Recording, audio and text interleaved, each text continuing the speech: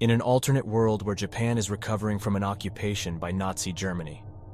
Our story follows Kazuki Fuze, a Capitol Police officer and member of the counter-terrorist unit Kerberos.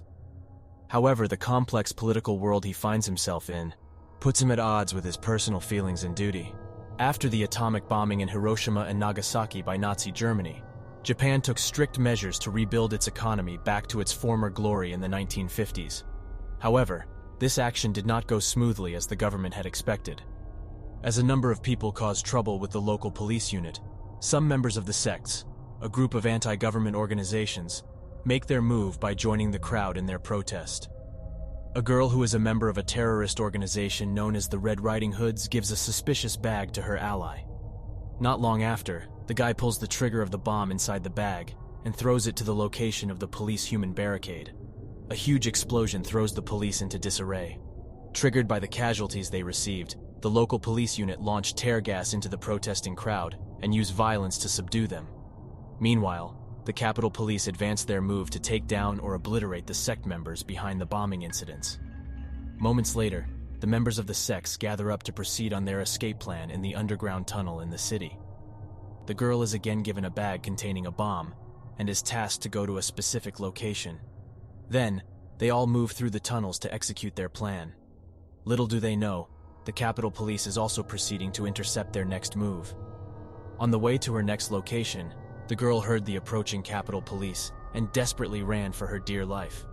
Soon after, the members of sects are ambushed by the Capitol Police, and the exchange of bullets happens, resulting in the complete annihilation of the anti-government members. As the girl continues to run for her life desperately, she gets cornered by Kazuki Fuze, a member of the Capitol Police. The situation frightens the girl, and her face is filled with so much fear that Fuze hesitates. Fuze is ordered to shoot the girl, but he cannot do it. Out of desperation in her situation, the girl pulls the trigger inside the bag, ending her life in a bomb suicide. The impact was so strong that it blew her body into an unimaginable appearance, and the electricity for the city shuts down. A few days later, Fuze was put on a trial to get interrogated as to why he did not follow the order. From that moment, his memory of the girl comes back and haunts him. Unable to give a valid reason for his hesitation, he was removed from his current unit and was transferred back to the camp for re-evaluation. After a few days in the training camp, Fuze goes to the museum to meet Atsushi Henmi, his friend and a former Capitol Police member, who provides information about the suicide bomber. Henmi then reminded him that letting his emotions get in the way will not help him fulfill his duty as a member of the Capitol Police. Later on, he learns that the bomb girl's name was Agawa Nanami, a member of the Red Riding Hoods. She was recruited into the sects and was involved in several illegal activities. When he visits the tomb of the girl, Fuze sees Kei Amemiya, the girl's elder sister. She is praying for her deceased sister's soul to rest in eternal peace. Kei did not get mad at him even after discovering the truth about her sister. In fact, she views the situation wherein both of them are just simply doing their job properly to the best of their ability. Moreover, she also acknowledges the fact that he did not actually shoot her. As they walk together, Kei keeps on telling him information about her deceased sister. She also reveals how her mother favored her little sister more than her, and how she feels unlucky being the eldest child. Not long after, she gave him a children's storybook entitled The Little Red Riding Hood. When the night arrives, Fuze reads the children's tale that Kei gave him. Moments later, the Capitol Police in the training camp prepare for a mission and fully equip themselves. Turns out they are in a simulated training for a realistic combat situation. As the training continues, Fuze sees the vision of Nanami running in the dark. They are about to win in their simulated training when Fuze fails to shoot their target. He did not literally fail, but he stopped shooting the target, as he saw the image of Kei when the target turned around. Hachiro Tobe revealed himself as their opponent when he defeated them all. Tobe is a senior instructor at the Kerberos Academy Training School. He once trained both Kazuki Fuze and Atsushi Henmi. Moments later, they were all scolded for their failed simulation training.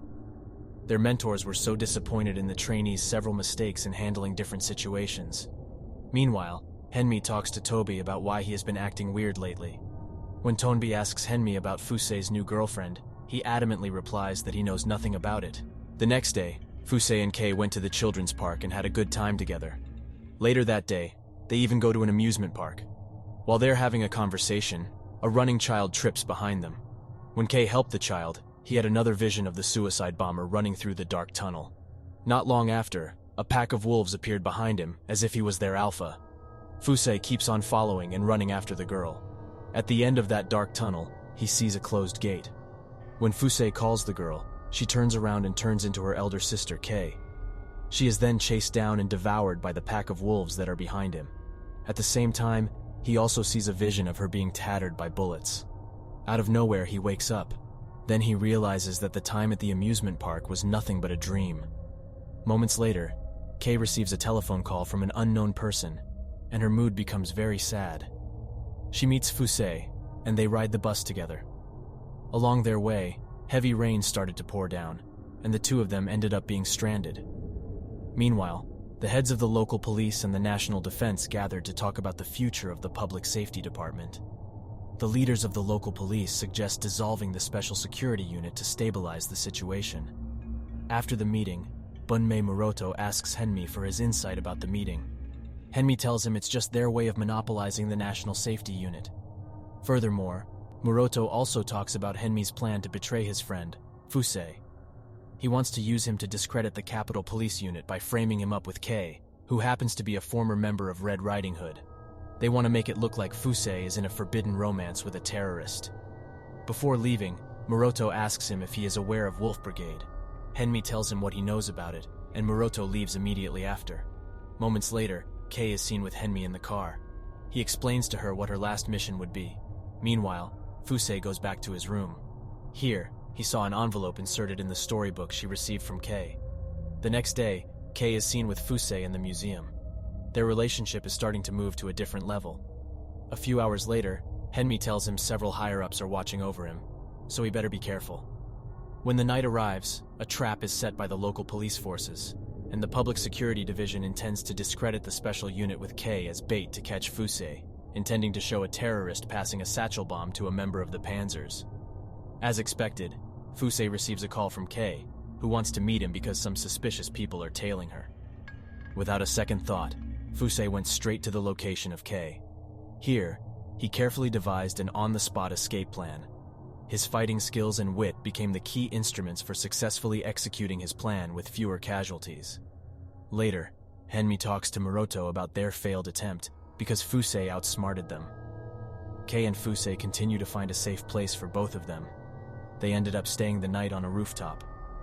Here, Kei admits to him that she is also a member of Red Riding Hood. She further reveals that she was not the suicide bomber's sister. She is forced into acting on behalf of the special unit's rival division, Public Security. Moreover, she suggests they can go somewhere no one will know them. Then the situation and their extreme emotions led them both to be intimate with each other. Soon after, they both went to the same tunnel where the suicide bomber ended her life. After a few hours in the tunnel, they are met by members of the Wolf Brigade, a secret deep-cover unit in the Cerberus Corps, led by Hajime Honda. They provide Fuze with a full set of armor and weaponry to deal with the dangerous encounter he is about to face. Meanwhile, Henmi, with some local police unit, arrives at the location where Kei is. As expected, they know where she is, for she was given a tracker in her bag.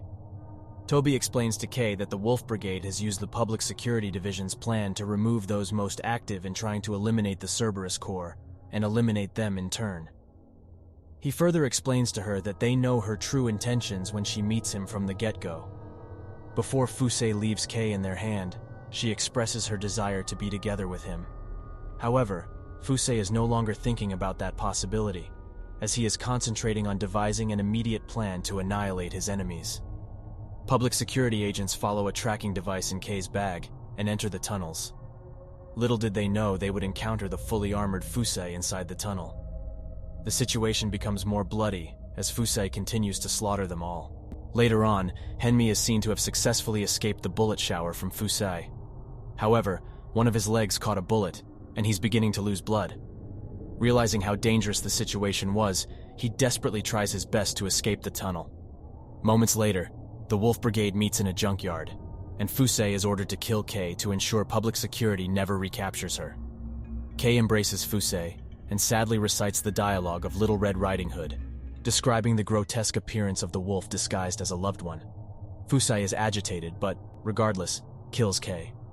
He is horrified by his action, but now having sacrificed his humanity, he has no other choice but to remain part of the pack.